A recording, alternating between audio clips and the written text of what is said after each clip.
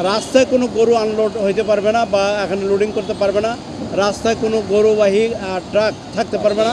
এই গাজীপুর মেট্রোপলিটন যে পুলিশের মাধ্যমে এই মেট্রোপলিটন এলাকায় ট্রাফিক সচেতনতা সপ্তাহ 2024 পালন করতে যাচ্ছে। আমাদের কার্যক্রমের মূল যে উদ্দেশ্য সেটা হলো আমাদের যে কার্যক্রম আজকে থেকে যে ট্রাফিক সচেতনতা সপ্তাহ শুরু হচ্ছে, এটা মূল কার্যক্রম হলো যে ট্রাফিক সচেতনতা তৈরি করা। তার মধ্যে অন্যতম হলো যে ফিটনেসবিহীন গাড়ি যারা চালায় এখানে, এই গাড়িগুলোকে ডাম্পিং করা, আইনগত ব্যবস্থা নেওয়া।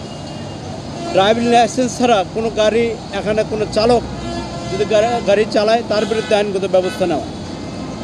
অটো রিক্সা সহ অযান্ত্রিক যেরকম যানবাহন আছে, রিক্সা, অটো রিক্সা, ভ্যান, এগুলো মহাসড়ক থেকে তাদেরকে সরিয়ে দেওয়া এবং তারা যদি মহাসড়কে না আসে এর জন্য আইনগত ব্যবস্থা নেওয়া।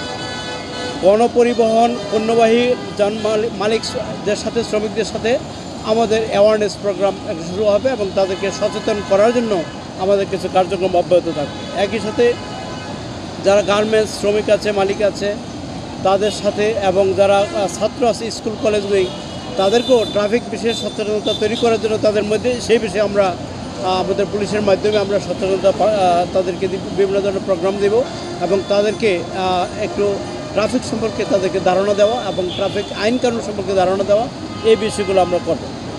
রেজিস্ট্রেশনবিহীন, হেলমেটবিহীন কোনো মোটরসাইকেল চলতে পারবে না। 2 জনের বেশি কোনো চালক এখানে মোটরসাইকেলে আরোহী থাকতে পারবে না। এই বিষয়ে আমরা আইনগত ব্যবস্থা নেব।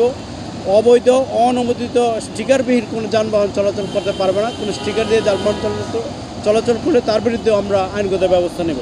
কোনো বিরক্তিকর শব্দ তৈরি করে যে হর্ন আছে, বিরক্তিকর হর্ন, এগুলো কোনো গাড়িতে থাকলে সেটাও আমরা অপসারণের ব্যবস্থা নেব। এটাই হবে আমাদের ট্রাফিক সপ্তাহের ঈদের পূর্বে আমাদের এই কাজগুলো করার মূল উদ্দেশ্য ছিল যাতে ঈদের সময় কোনো দুর্ঘটনা, যে কোনো ধরনের দুর্ঘটনা এড়ানো যায়, আরও যাতে যানজট পরিস্থিতি যাতে ভালো থাকে, মানুষ যাতে স্বচ্ছন্দে বাড়ি ফিরে যেতে পারে এবং গাজীপুরেও যাতে আমরা যাতে সুন্দরভাবে ট্রাফিক ব্যবস্থাপনা করতে সক্ষম হই, এই জন্য আমরা এই সপ্তাহ পালন করছি। গরুর হাট যেখানে আছে আমরা সেখানে নির্দেশনা দিয়েছি যে হাটগুলো ভিতরে গরু লোড হবে, রাস্তায় কোনো গরু আনলোড হইতে পারবে না বা এখানে লোডিং করতে পারবে না। রাস্তায় কোনো গরুবাহী ট্রাক থাকতে পারবে না।